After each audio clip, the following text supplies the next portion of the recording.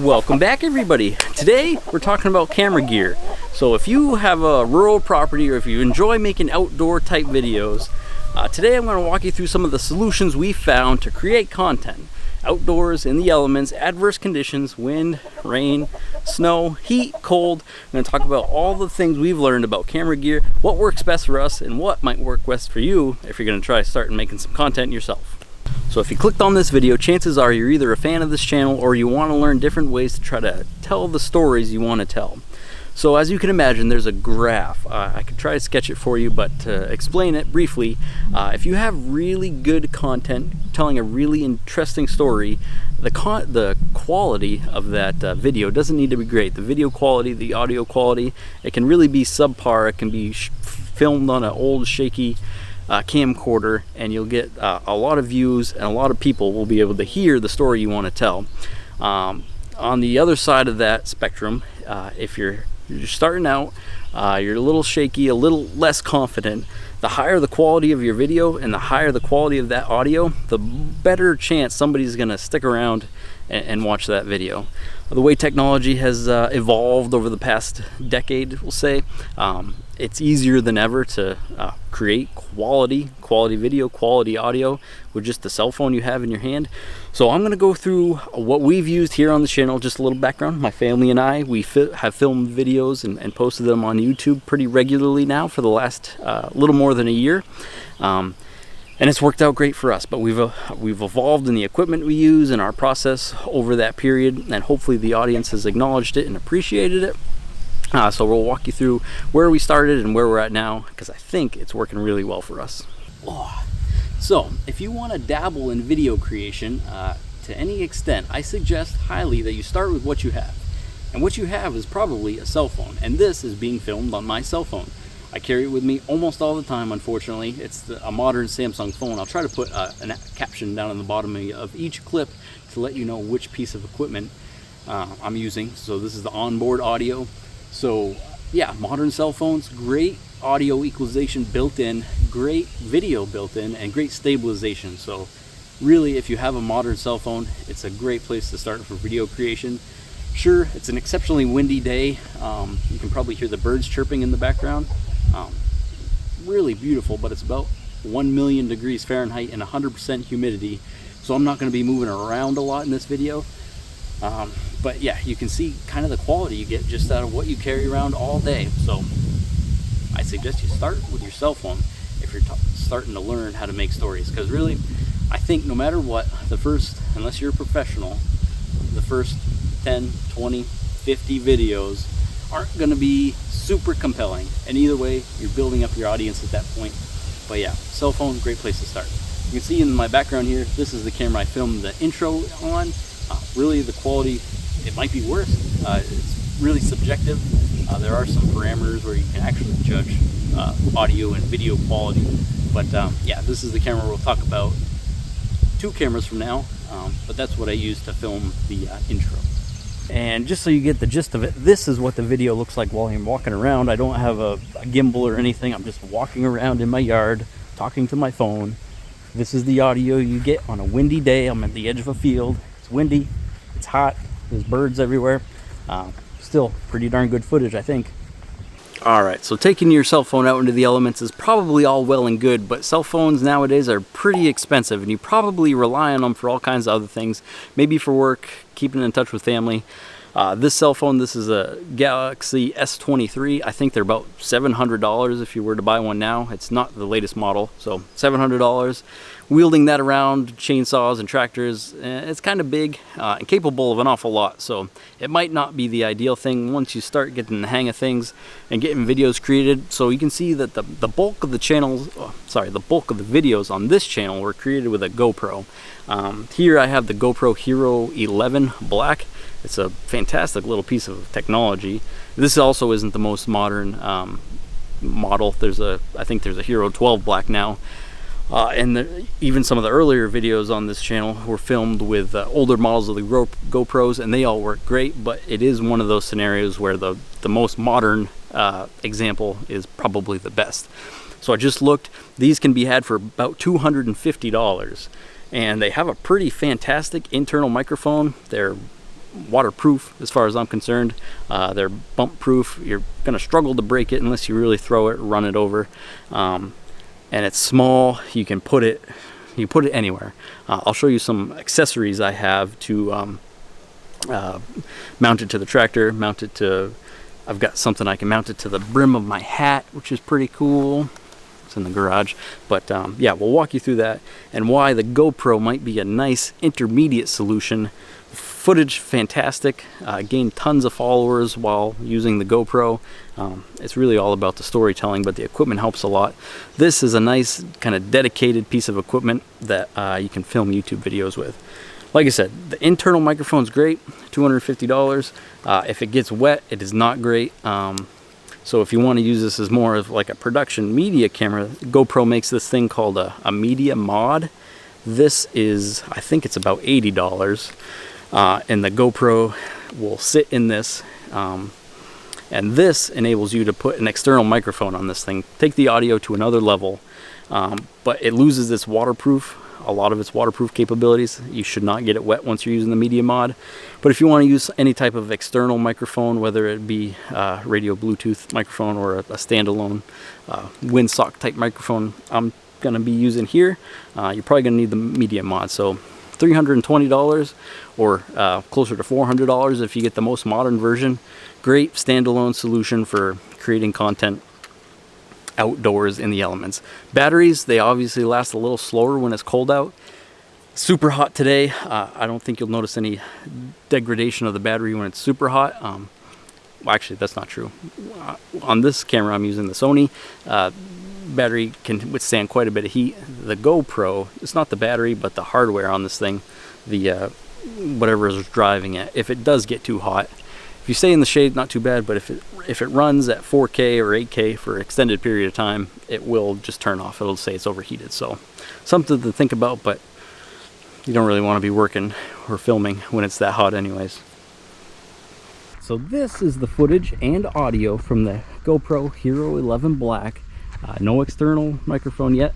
On the same windy, sunny day. As you can see, everything's in focus. Whether we're up close or whether we're really far away, everything's in focus, which is really good for most things you're trying to do, most stories you're trying to tell. And you can flip it around and the audio should sound just about the same, whether you're talking behind the microphone or in front of it, which is fantastic. You'll learn once you start making these videos. But yeah, you see I just moved from the sun to the shade. Hopefully it's still focusing or balancing the light good enough for my face, but that's one of the struggles of the GoPro. It doesn't do that well. Works fantastic in sunny conditions, but once you start getting into mixed light, low light, you get varying footage. So shines, sunny, bright conditions, low light, not so great. And another place that shines obviously is the stabilization. The built-in stabilization on this GoPro is going to be way better than your cell phone, any cell phone, and better than almost any handheld digital camera type thing. So yeah, like I said, this is the internal microphone on the GoPro. Now I'll go slap on that media mod and an external microphone and let you know. Actually, I'll slap on the media mod first, talk real quick, because the media mod has a built-in microphone that is supposedly just a little bit better than what you're hearing now with the built-in microphone. So I'll let you judge that to yourself, and then I'll put the external microphone on and show you kind of a nice whole rounded out package. Don't mind I need to mow the lawn. So this is the GoPro Hero 11 Black. Still not the most modern version, but still pretty modern. This is me speaking behind the GoPro without the media mod on. I'm sorry, without an external microphone. This is just the media mod microphone. So an extra $80, you get this built-in microphone, which is probably, as far as I'm concerned, indiscernible from the built-in GoPro microphone, but you be the judge. The other reason you would buy the media mod besides an external microphone is if you wanted to mount a flash or a light. I think that's the only other reason to buy this $80 media mod. So you lose the waterproofness of the camera, but you gain the ability to install an external microphone or a light if you want. Alright, still trying to stick to the shade here, but this is how the bulk of the videos on this channel have been filmed. Still using the GoPro Hero 11 Black, but I'm using an external microphone now. I believe it's called the Rode Video Micro. It's about $65 microphone, so not crazy money, but I've found it to be pretty darn durable. I'm just holding the camera now, so if I get enough wiggle in it, you can see I've got the windsock on because it's windy out. I recommend having it on pretty much all the time if you're outside. It really cleans up the audio, takes out a lot of that wind noise. You may still hear some because it's pretty gusty under this oak and maple tree here. But yeah, the windsock, probably a necessity outside. You probably heard some crunching, me touching it there.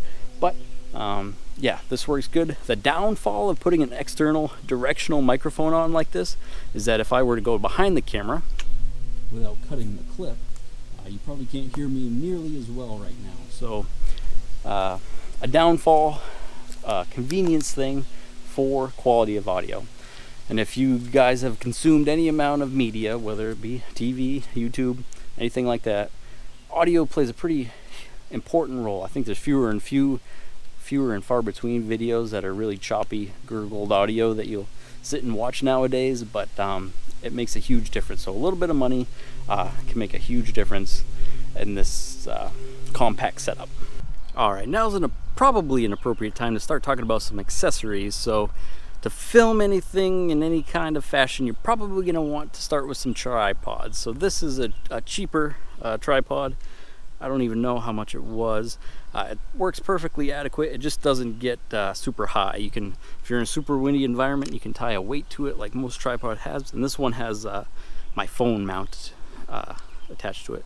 So I'll try to post links to most all of this stuff on Amazon, affiliate links. So the channel, me, my family, we do get a little bit of money if you click on those links and end up buying something, whether it's the products that we're linked to or not.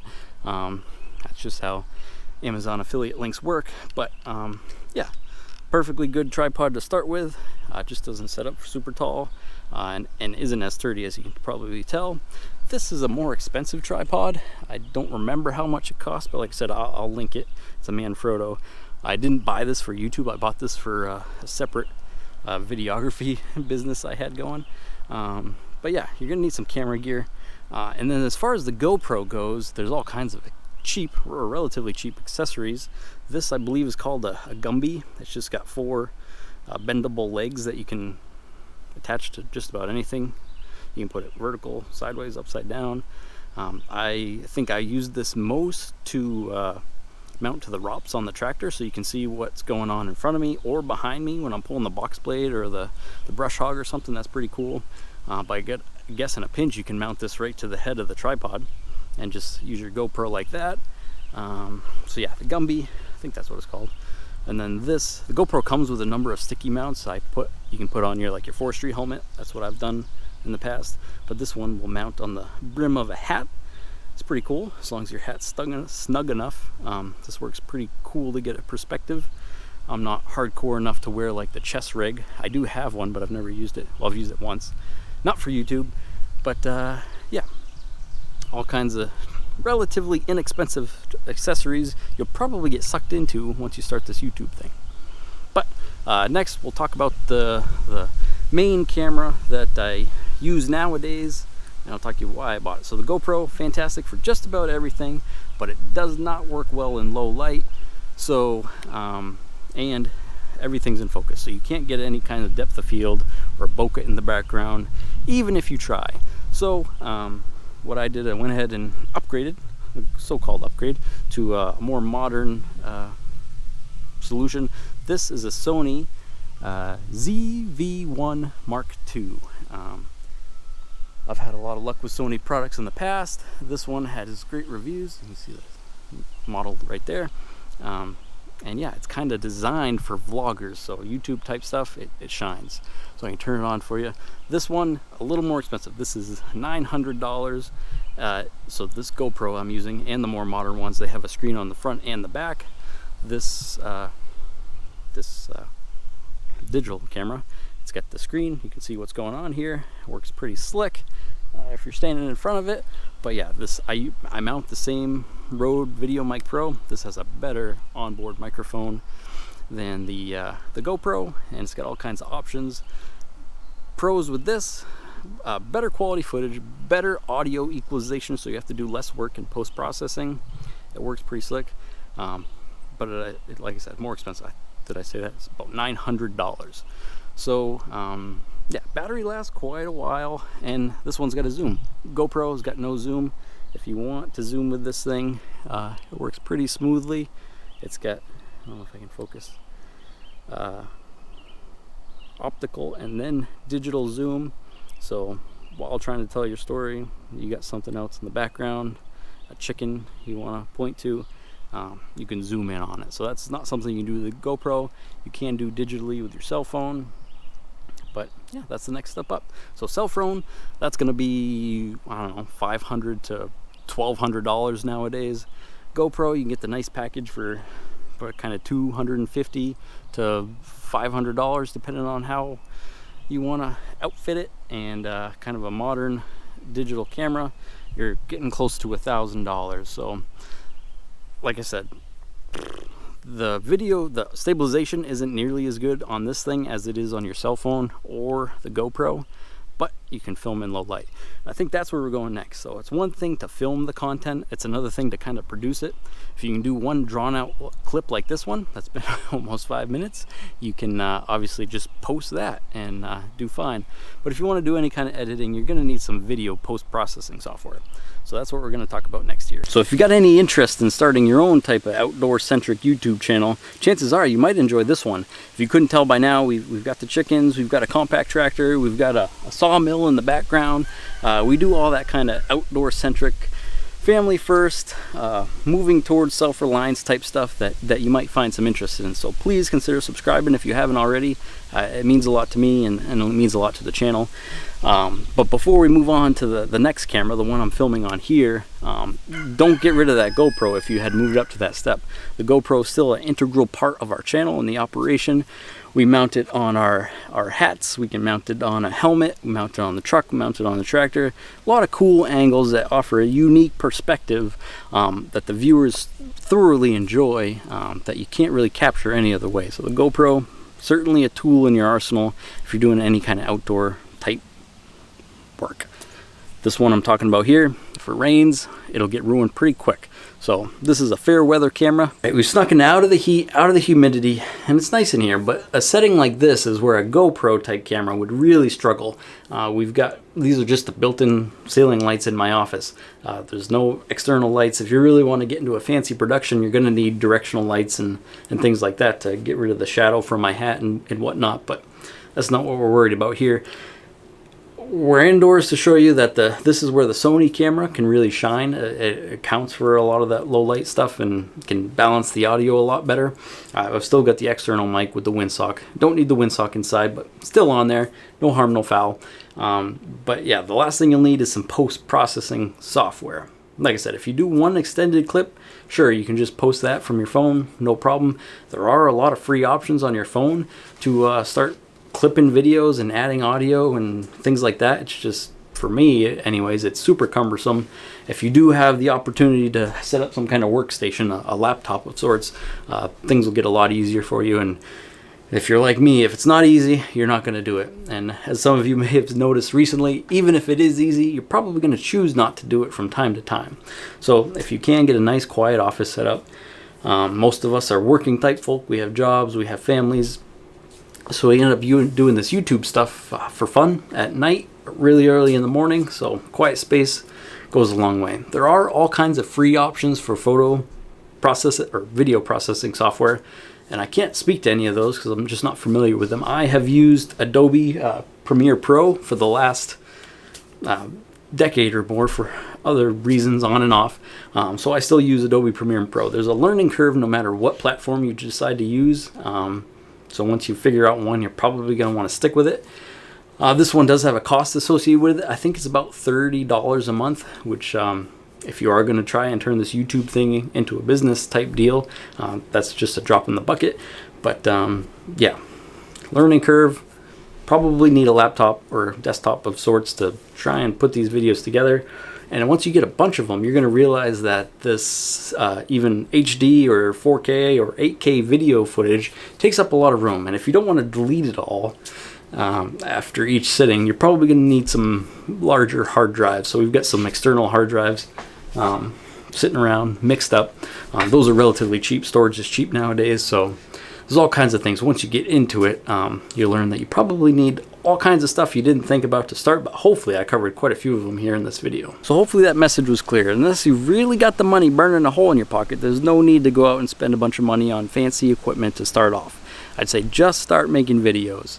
If you've got a message to tell that somebody out there thinks is worth listening to, them and their cohorts will listen to it eventually.